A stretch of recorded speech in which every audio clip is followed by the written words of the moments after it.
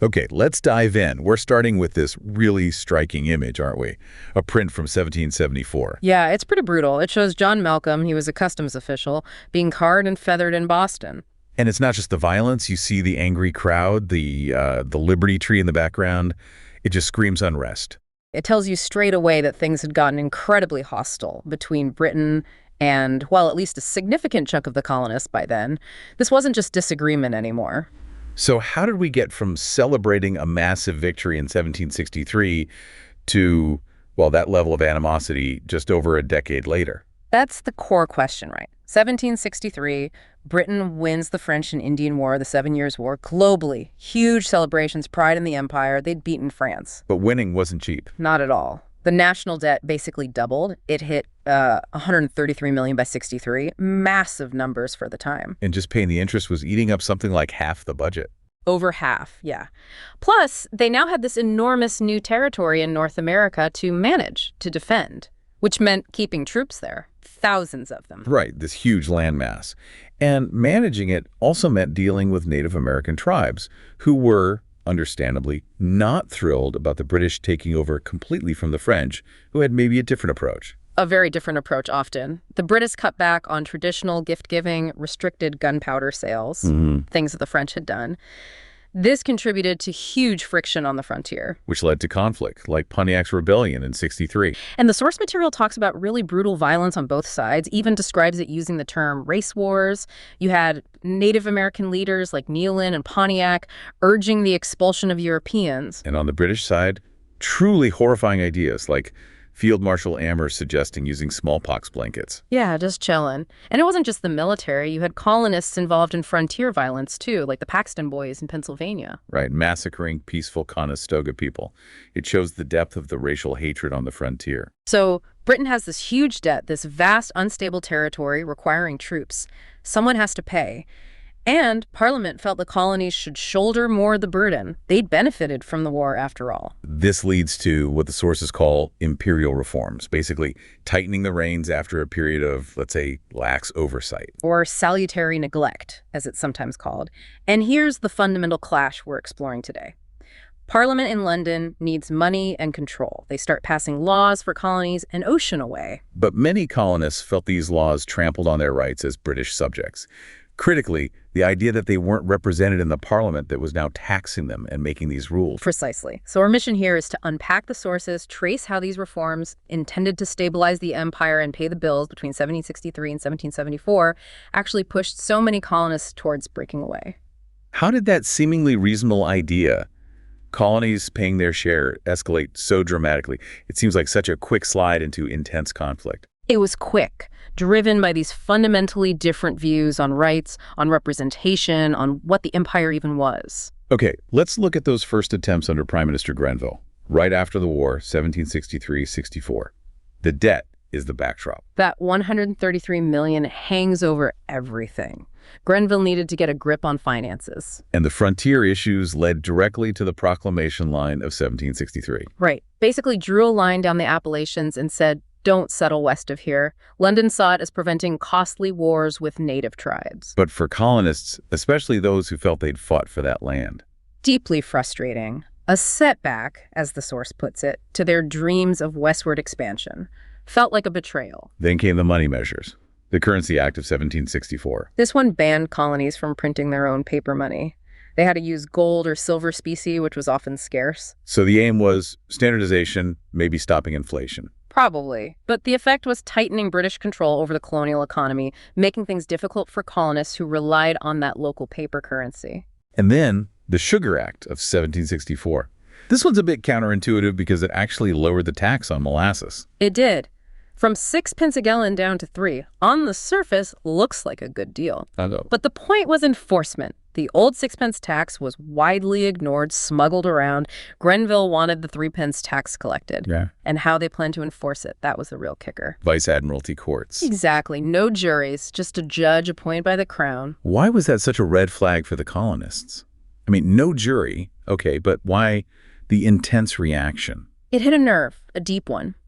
The right to a trial by a jury of your peers was seen as a cornerstone of English liberty, part of the unwritten British Constitution they cherished. So taking that away. felt like being treated as lesser subjects. The source even uses the phrase political slavery. It suggested they weren't equal members of the empire, just, adjuncts to be managed. So even these early measures, seemingly about administration or lowering a tax rate, were already raising fundamental questions about rights and status. Absolutely. It immediately brought up the question, could Parliament tax them at all without their direct consent? Were they truly represented? This is where it all starts. Which leads us straight into the next phase and probably the most famous early conflict. The Stamp Act of 1765. Yeah, this was a different beast altogether.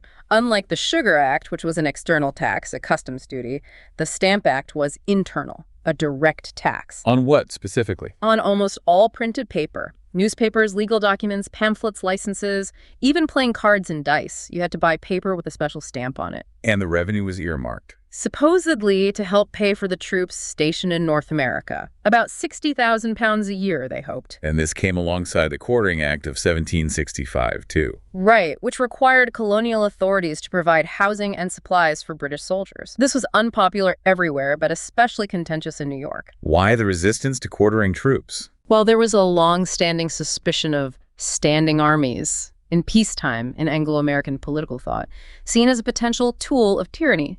Plus, having to bear the cost just added insult to injury. But the Stamp Act really crystallized the opposition with that slogan, no taxation without representation. That became the rallying cry. The colonial argument was simple. Taxes are a gift of the people, given through their elected representatives, since we don't elect MPs to Parliament in London. No, Parliament can't tax us. Only our own colonial assemblies can. It's about consent. And the British argument was? Virtual representation. The idea that Parliament represents all British subjects, their interests considered, whether they personally voted for an MP or not, like people in Manchester or Birmingham in England who also couldn't vote but were still considered represented. An argument the colonists completely rejected. Utterly. They demanded actual representation. Figures like James Otis in Massachusetts famously said, taxation without representation is tyranny. Patrick Henry in Virginia pushed resolutions so strong, some accused him of treason. What's fascinating is how this act, maybe unintentionally, started pulling different colonial groups together. That's a key point. The source makes an unintended and ironic consequence. You saw unity emerge. How did that play out? On one level, you had the political elites. 9 colonies sent delegates to the Stamp Act Congress in New York in 1765. That was unprecedented, wasn't it? First time they'd really come together like that, a unified political front. They issued a Declaration of Rights and grievances, affirmed a loyalty to the crown, but insisted Parliament couldn't count them, and that trial without jury was wrong. So, formal political protest. But there was another side, too. Oh, yeah. Popular protest. Groups like the Sons of Liberty, often artisans, shopkeepers, laborers, they used what the source calls extra-legal means. Meaning? Well, public demonstrations, hanging effigies of stamp officials like Andrew Oliver in Boston, intimidation, forcing stamp distributors to resign. Sometimes it boiled over into violence, like the riot that destroyed Lieutenant Governor Thomas Hutchinson's house. So quite a bit rougher than the Stamp Act Congress. Definitely. And we shouldn't forget the women, the Daughters of Liberty, they played a huge role, especially economically. Through boycott. Non-importation agreements became a major weapon. Women, controlling most household purchases, were central. They refused to buy British goods, especially tea.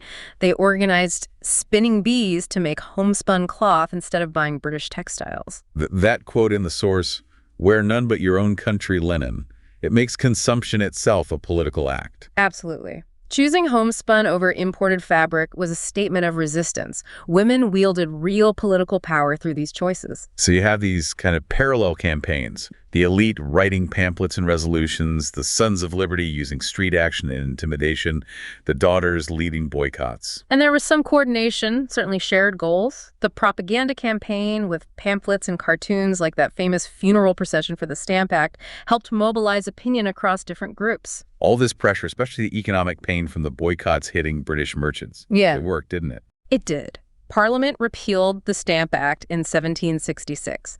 Huge celebrations in the colonies. They saw it as a massive victory for liberty. But Parliament got the last word, in a way. They did indeed. Along with the repeal, they passed the Declaratory Act. Which essentially said, okay, we're taking this specific tax away, but don't get any ideas. We absolutely do have the right to make laws for the colonies in all cases whatsoever. a clear assertion of parliamentary supremacy. Yeah. Colonial laws were null and void if they conflicted with parliaments. So they removed the immediate grievance, but doubled down on the principle. It was a statement of power that maybe in the midst of a celebration, some colonists didn't fully appreciate the implications of. But it wouldn't be long before Parliament tried to exercise that power again. Nope. Which brings us to Charles Townshend and the Townshend Acts of 1767. Right. The Prime Minister, Pitt, was ill, and Townshend, as Chancellor of the Exchequer, needed revenue. So, another attempt. This time, a package of laws. One key part was the Revenue Act, placing new customs duties on imports like paper, paint, lead, glass, and crucially, tea. Now, Townshend thought this might be more acceptable, didn't he? Because they were external taxes paid at the port. That was supposedly the thinking, perhaps based on Benjamin Franklin's earlier testimony distinguishing between internal and external taxes. Townshend hoped colonists would object less to duties on trade than to a direct tax like the Stamp Act. But that distinction didn't really hold up for many colonists, did it? Not when the purpose was clearly to raise revenue, not just regulate trade. From their perspective, it was still taxation without consent. And there was another really significant aspect to where this Townshend revenue was going. Yes, this is critical. The money raised wasn't just for the army. It was specifically intended to pay the salaries of royal governors, judges, and other officials in the colonies. Why was that such a big deal? Because traditionally, colonial assemblies controlled those salaries through the power of the purse. That gave them leverage over the officials. So if London paid them directly, they'd be loyal to London, not the colonial assemblies. It severed the relationship, as the source puts it, making officials independent of local control. A huge shift in power dynamics. the Townshend Acts also included measures to enforce these duties more strictly. They did. A new American Board of Customs Commissioners was set up in Boston.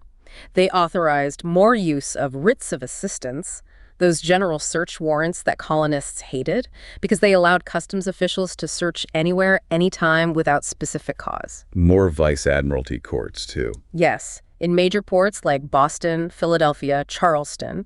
Remember, no juries, and judges often got a cut of condemned goods, giving them an incentive to convict. It all felt like tightening the screws. And there's a restraining act aimed at New York. Right, suspending their assembly until they fully complied with the Quartering Act. Which they eventually did, but it showed Parliament was willing to go pretty far, interfering directly with colonial self-government. So the colonial reaction must have been pretty negative again. Renewed anger, absolutely. It felt like the same fight all over again. Taxation without representation, loss of control over their own officials, Parliament overreaching. Did the protests start up again? Boycotts? Yes. You had influential writings like John Dickinson's Letters from a Pennsylvania Farmer, arguing Parliament could regulate trade but not tax for revenue, internal or external. And Samuel Adams was involved again? He drafted the Massachusetts Circular Letter in 1768, arguing the acts were unconstitutional and urging other colonies to resist, primarily through boycotts. And how was that received? Initially, a bit mixed, maybe lukewarm is how the source describes it. Some colonies were hesitant. But then Britain reacted. And again, the British reaction arguably solidified colonial unity more than the initial protest itself. Lord Hillsborough, the Secretary of State for the Colonies, demanded Massachusetts retract the letter. And threatened the other colony. He threatened to dissolve any colonial assembly that endorsed the Massachusetts Circular.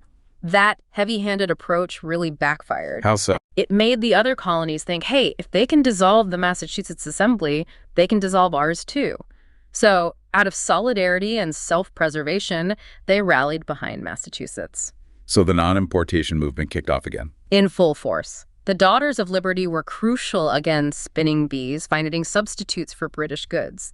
The Sons of Liberty helped enforce the boycott, sometimes publishing the names of merchants who refused to comply, like that broadside against William Jackson mentioned in the source, threatening retaliation. So choosing what you bought or didn't buy was a very public political statement. Definitely. And Boston, being the headquarters for the Customs Board and having a very active Sons of Liberty group, became a real flashpoint. Which led to troops being sent in. Yes, about 4,000 British soldiers arrived in Boston in 1768, in a town of maybe 15,000 people. That's a heavy military presence. You can imagine the tension. Soldiers competing for off-duty work with local laborers, constant friction, harassment. Exactly. The soldiers were a constant visible reminder of British authority, often resented.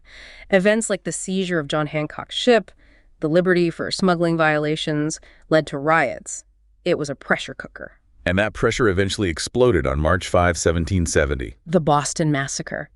A confrontation outside the customs house started with colonists throwing snowballs, ice, rocks at soldiers on guard duty. And the soldiers fired into the crowd. They did. 5 colonists were killed, including Crispus Attucks, often called the first casualty of the Revolution. How was this event portrayed? I imagine there were different versions. Immediately, it became a propaganda battle. Some blamed the crowd, calling them an unruly mob. But the Sons of Liberty had a different narrative. Absolutely. They quickly framed the soldiers as aggressors, murderers, and the victims as heroic martyrs for liberty. Paul Revere's famous engraving is the classic example of this propaganda. How did the engraving differ from what might have actually happened? Well, the source points out the engraving shows disciplined soldiers firing an organized volley into a passive, respectable-looking crowd. Eyewitness accounts, though varying, generally described a chaotic scene with the crowd actively pelting the soldiers with objects and insults, like calling them lobsterbacks. Yet it was the engraving's image that stuck for many people. Propaganda is powerful. But interestingly, John Adams, a staunch patriot, actually defended the British soldiers in court. Why would he do that? Adams was deeply committed to the principle of the rule of law.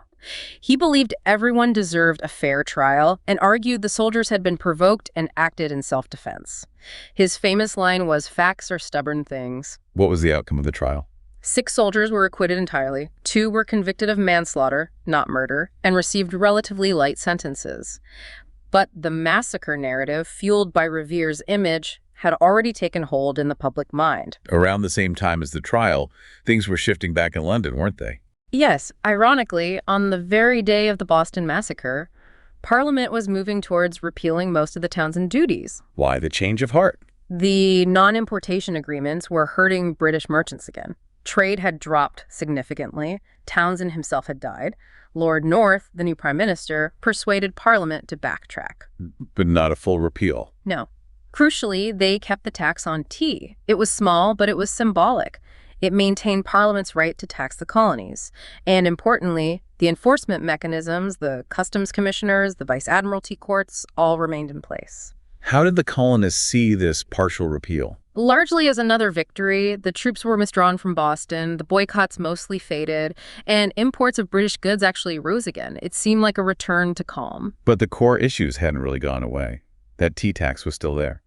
And the source notes that suspicion remained high, especially in port cities where customs officials were a constant presence. Ideas from Enlightenment thinkers like John Locke about the role of government were circulating.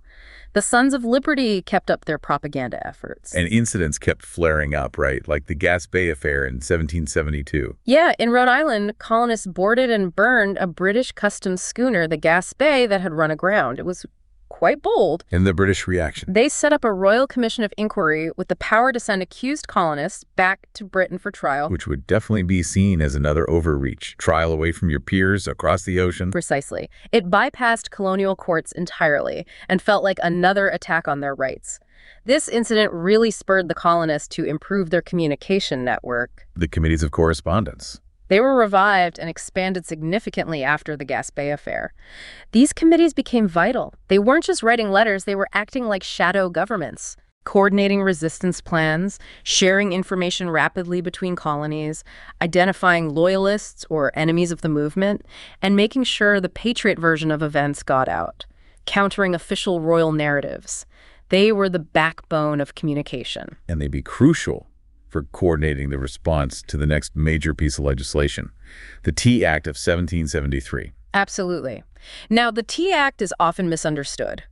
The source emphasizes its primary goal wasn't to punish the colonies or even raise new revenue directly from them. What was it about then? It was really about saving the British East India Company, which was facing bankruptcy. It was basically a bailout. How did the act help the company? It gave the East India Company the right to ship its tea directly to the American colonies, bypassing British ports and middlemen wholesalers. They still had to pay the small Townshend duty in America, but because they cut out the other costs. They could sell their tea cheaper than anyone else, Even cheaper than the smuggled Dutch tea most colonists were drinking. Cheaper legal tea. Seems like a good deal, right? But the colonists hated it. Why, if the tea was cheaper? It wasn't about the price per pound, it was about the principle and the precedent. First, it seemed like a sneaky way to trick them into accepting Parliament's right to tax them. Buy the cheap tea, you implicitly accept the tax. Okay, the no taxation without representation issue again. Right. And second, it granted a monopoly on tea sales to this one powerful, politically connected company. Remember, some members of Parliament had investments in the East India Company. So it smacked of corruption and favoritism. And it hurt colonial merchants. Both those who imported tea legally and those who smuggled it. It cut them out of the business entirely.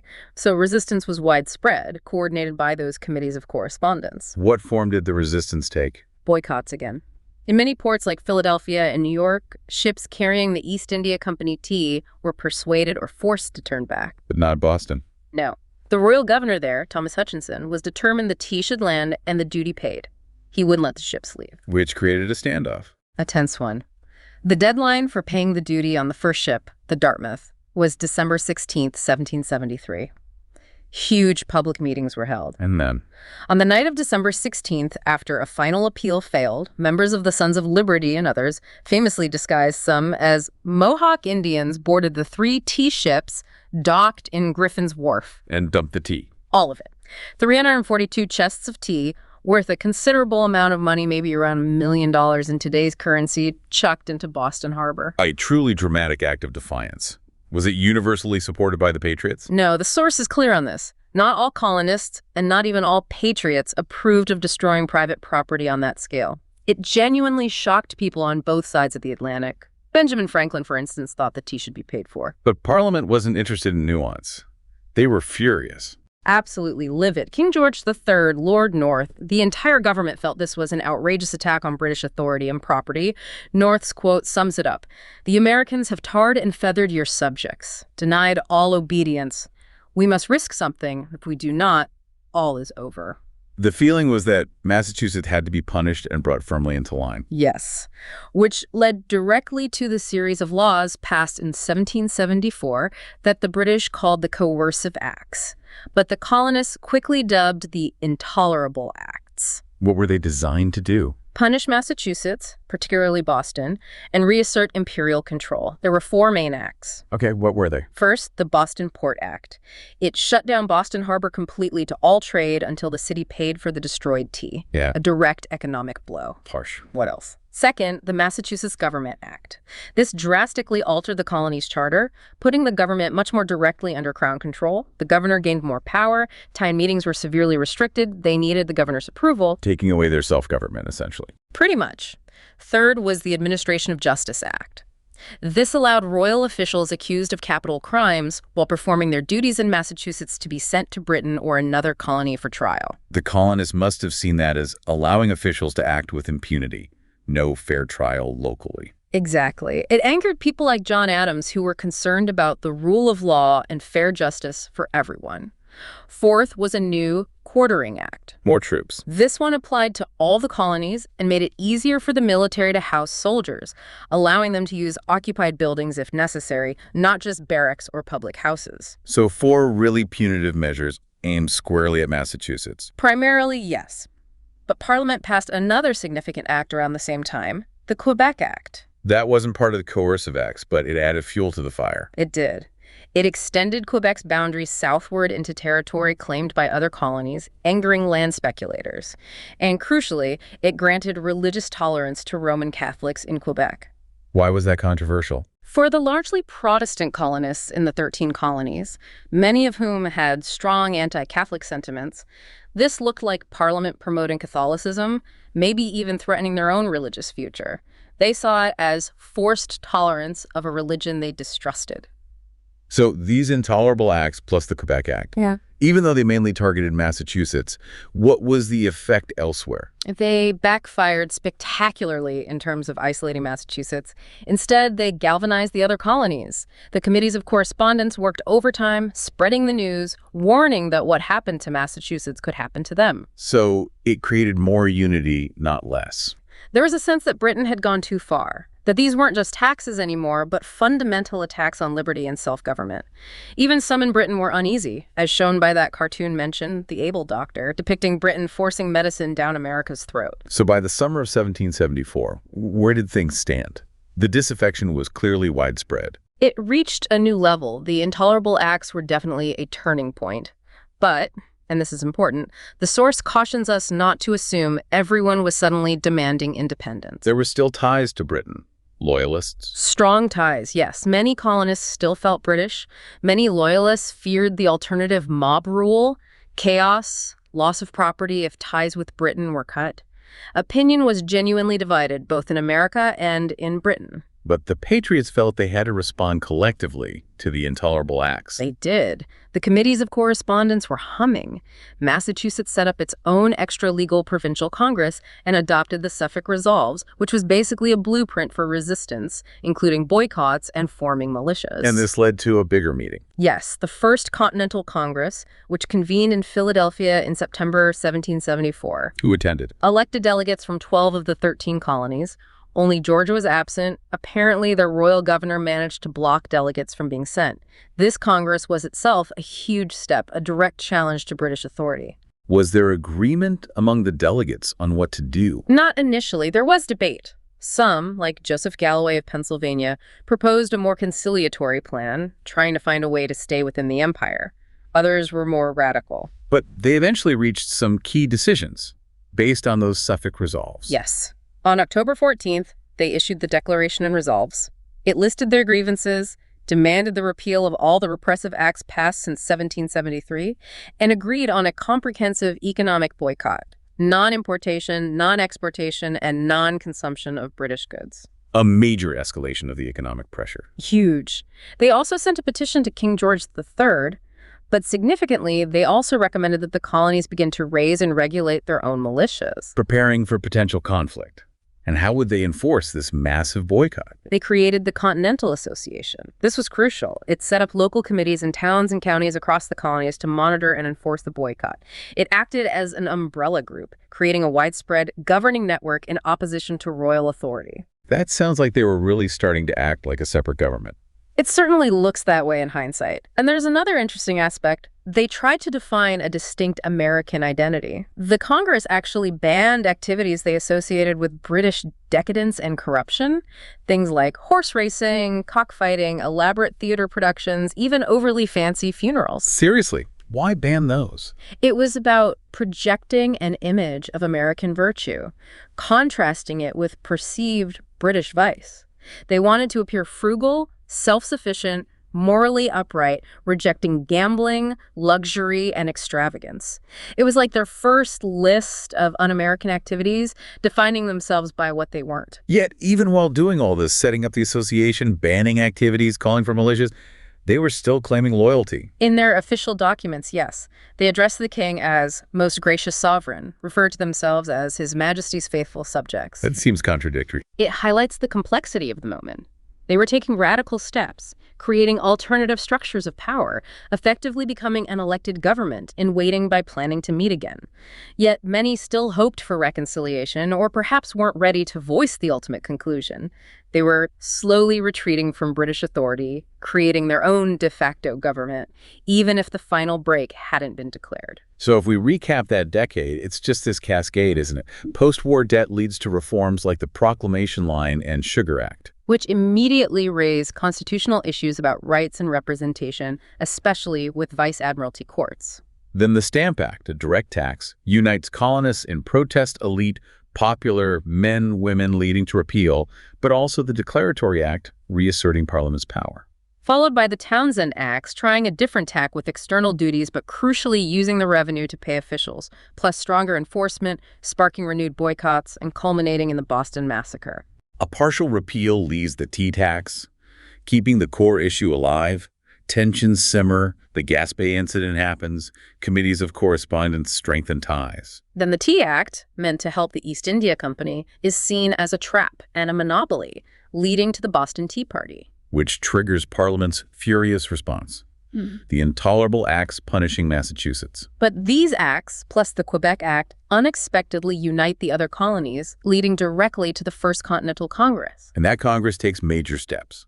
Coordinated boycotts enforced by the Continental Association, calls for militias, defining an American identity, essentially creating a shadow government, all while still claiming loyalty. It's an incredibly rapid sequence of action, reaction, and escalation, all stemming from that initial need for Britain to manage its post-war debt and empire, clashing head-on with colonial conceptions of their rights as British subjects. It really shows how attempts to assert control can completely unravel a relationship when fundamental beliefs about liberty and consent are involved. Absolutely. Seemingly small things, attacks on tea, housing troops, jury trials became symbols of much larger conflicts over power and rights.